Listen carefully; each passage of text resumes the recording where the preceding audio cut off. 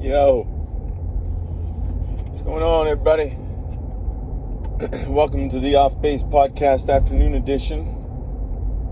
The podcast that's carefully crafted to remind you to suck a fat one if you think you're the only one. Because you're not. I'm not the only one. I'm a fucking jackass asshole. Fucked up my sleep last night. I had a shitball day. Anyway, I'm your host. I'm the Rocky Mountain no-name Jackass. And it's 4:07 p.m. Well, it's 58 degrees outside in the city of Aurora. And it's 4:07 p.m. on December 3rd, 2021. Yeah, man. Good Lord, when am I going to fucking learn my lesson about getting a good night's sleep? Jesus Christ. What an asshole. Fucking asshole. I am looking forward to sleeping tonight.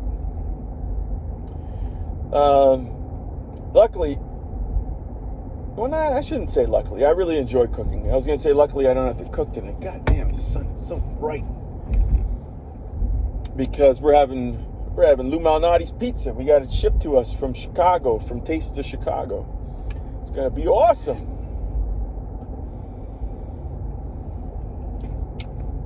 And I don't want to go through talking about Lou Malnati's pizza again. I did that this morning. If you want to hear somebody talk about Lou's and how awesome it is, search on my morning podcast from December 3rd, 2021. You'll see it. I think I titled it Assholes and Lou's. I think. Because I started off by talking about what an asshole I am. Oh my God. And I'm not going to go into that again either. Holy shit. So one thing I got to do over this weekend, I got to get that Christmas shopping done. My wife and I have to unite to get everything ordered. Normally, I love going to stores to actually, walk around and shop, pick shit up. But because of the pandemic, I mean, there's been so much shit that we have ordered online, just gotten delivered to the house. I'm kind of getting used to it, And I don't know, it kind of makes sense.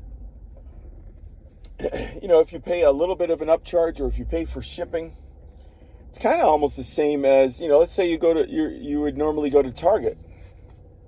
You got to get in your car, you got to drive there, right? You drive there, whatever you would be paying in gas, and then, every Target's got a Starbucks inside of it. You probably stop in and get yourself a Starbucks. That's probably, approximately, we'll say $5 to $10 right there that you spend on the way and on the way back from a Target.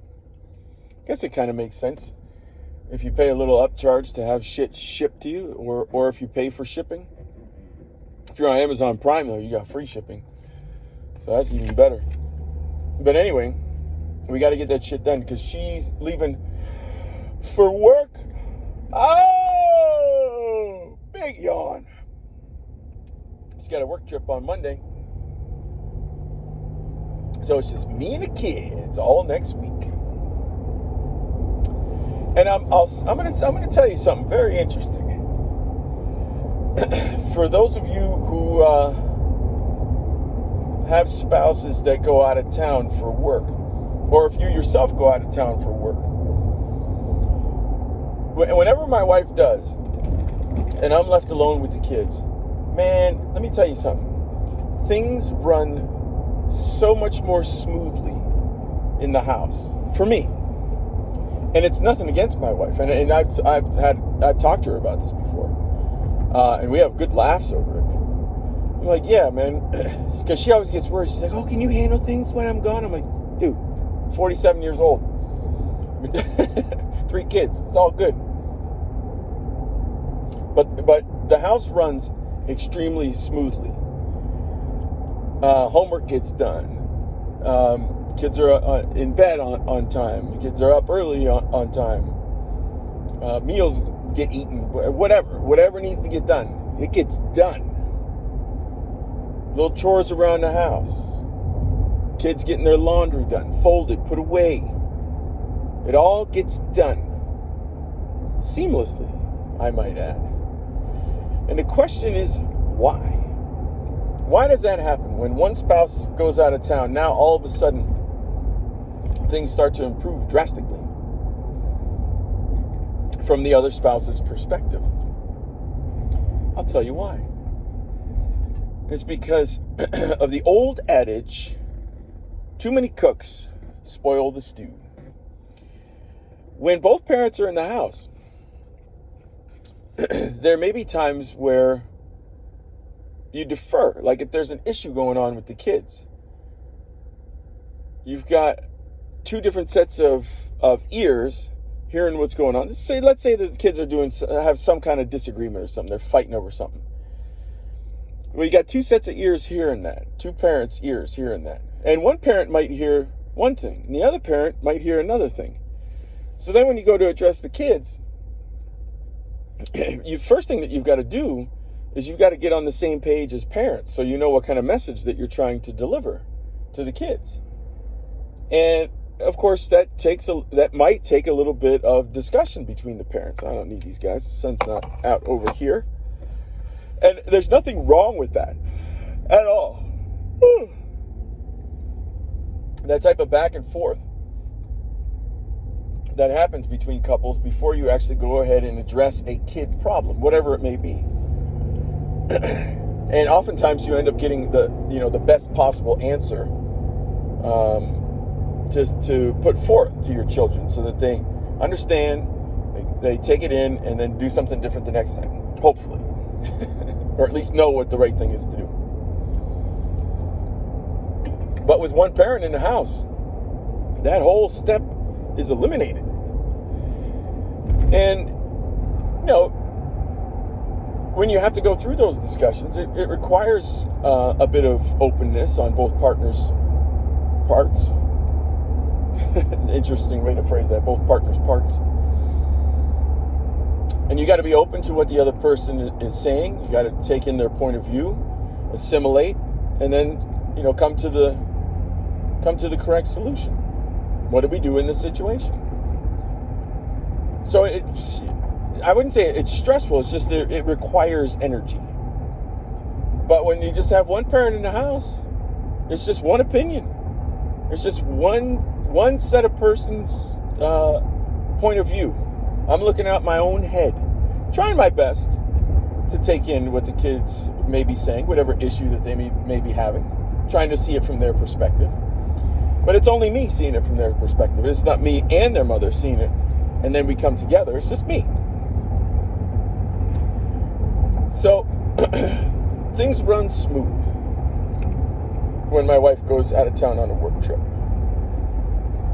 But I got to say, the opposite side of the spectrum, when she is home, oh, God, damn. See, this is how horrible my sleep was and why I've been so disgusted with myself all day long. But when my wife is home, even though things run more smoothly when she's not there, when she is there, I think we both come to a better understanding of how we can continue to parent best when it comes to the three. Because isn't that ultimately what we want for the three kids? Or what all of us want for our kids? To parent them in the best way we can, not to baby them, but to point them in the right direction, let them find their direction. That's probably the best thing that we can do for them is let them find their own direction. But we've got to lead them. Sometimes we got to drag them, pulling, kicking, screaming. Come on, man, let's go do this. I don't want to go. And then they go, and of course, they have fun. You guys know this, your parents. I know it, you know it. Anyway, we're on the highway here. So in addition to doing the shopping tomorrow, Christmas shopping, there's a couple other things that I'd like to get done. A little bit of cleanup around the house. We don't have a maid. It'd be nice. You know what, though? I'll probably clean the kitchen when I get home. And cleaning the kitchen, involves cleaning all the countertops, bleaching them down, all the appliances. That doesn't include the inside of the refrigerator, just the outside. And then sweeping and mopping the floors. Yeah, I think I'm going to do that. I think I might have time, since I'm not cooking tonight, I'll probably have time to clean the kitchen and probably the downstairs half bath.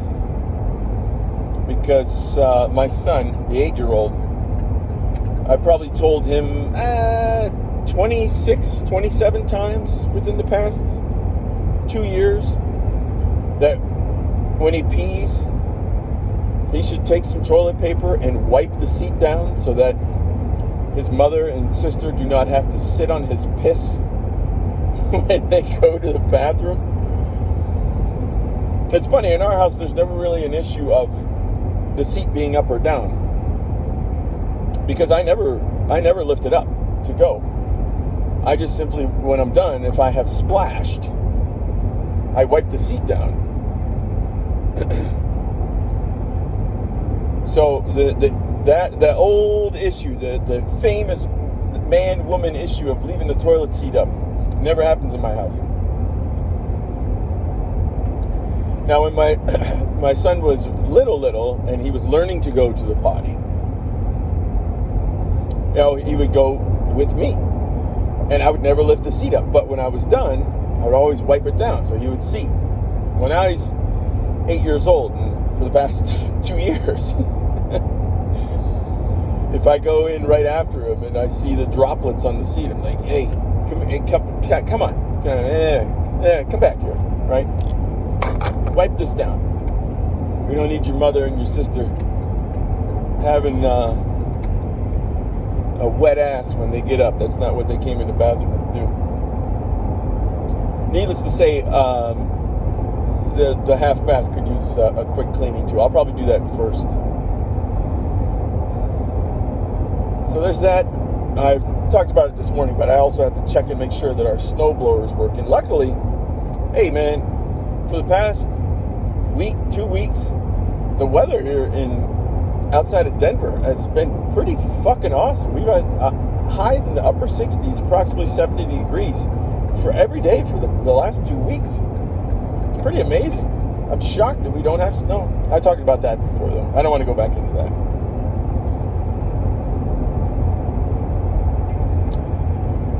But now that it's Friday, it's fun to look forward towards the weekend. Kids got 2 more weeks of class. I got 2 more weeks of work. And then I'm off that whole Christmas week. It's going to be fucking awesome. Yeah, I said it. But looking more toward the future, we try to watch a Christmas movie every night during the Christmas season. If we don't have time to watch a full, 2-hour movie, we'll pull up the old Claymations, those guys. Well, some of the ones that we always watch are It's a Wonderful Life. We watch that closer to Christmas. My wife has a strong tradition of watching A Christmas Carol on Christmas Eve with Alistair Sim.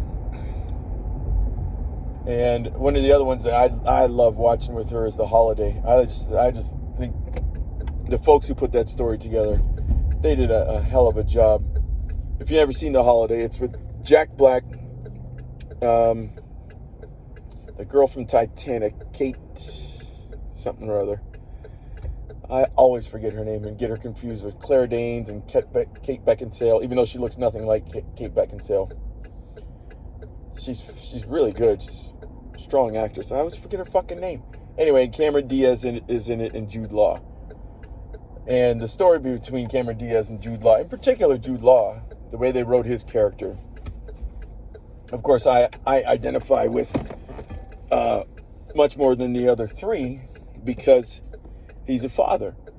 What's unfortunate in his case is that he's a widower in the movie. So then all of a sudden, as a viewer, you're watching it and you're like, oh, I sympathize with this guy even more. I mean, as soon as you find that out, because he's Jude Law. The 3 out of the 4 of them are fucking gorgeous people. Obviously, Jack Black is not a gorgeous person, but as a guy, humor can make up for that in a big way. And that's why you put gorgeous people on screen, so that you're like, oh, wow, I just want to keep watching this person. And then it's the writer's job to actually make them interesting. So the writers wrote Jude Law's character extremely well, and then, you get to the point where you find out that he's a widower and he's got 2 little girls, and then all of a sudden your heart just completely goes out to him, and you're rooting for him the whole fucking movie. And that's The Holiday. That's when I love watching with my wife. I watch it at least once during the holiday season. If it comes on regular TV, then obviously I'll watch it again, but we haven't had cable in I don't know how many years, because we don't really watch TV.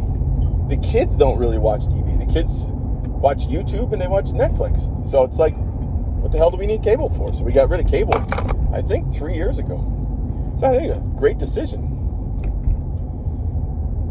Now, did we use that money we were saving on cable to save up for anything? No, we ended up buying like the HBO Max app and the Disney Plus app and some other app. So it's like, it's 6 of one, half dozen of the other. That's the way life goes. It evens out.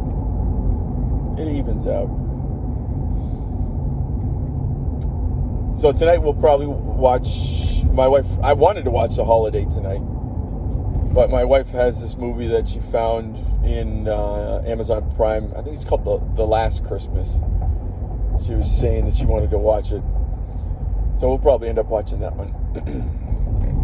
Enjoying a nice Lou Malnati's pizza along with a bottle of Cabernet Sauvignon. And when I say a bottle, I mean a bottle. We'll go through it. And we'll probably have something to drink before the pizza. Matter of fact, I'll probably have a Moscow Mule while I'm cleaning the bathroom and cleaning the kitchen. And it's going to be awesome. So, yeah, got to get the Christmas shopping done. I got to get grocery shopping done tomorrow as well. And then on Saturday night, we're going out to dinner with our friends. We're trying to see if they're willing to get a babysitter for their kids. Their kids are both under 10. So that we can just have an adult night out, which is always nice. And then Sunday, we got shit to do. We got nothing. And since my stepdaughter's got her violin concert on next Monday, I'm going to see if my stepson and I, if we can't get to the gym on Sunday and knock that workout out. Normally we do it on Mondays and Thursdays, excuse me. But we won't be able to do it on Monday this coming week. Anyway, that's gonna wrap it up for now, because I'm pulling up to my son's school. So there's no need for me to keep yammering on, just to give you a little something to listen to on your ride home. Hope everybody has a great weekend, and I will smell you on Monday. Later.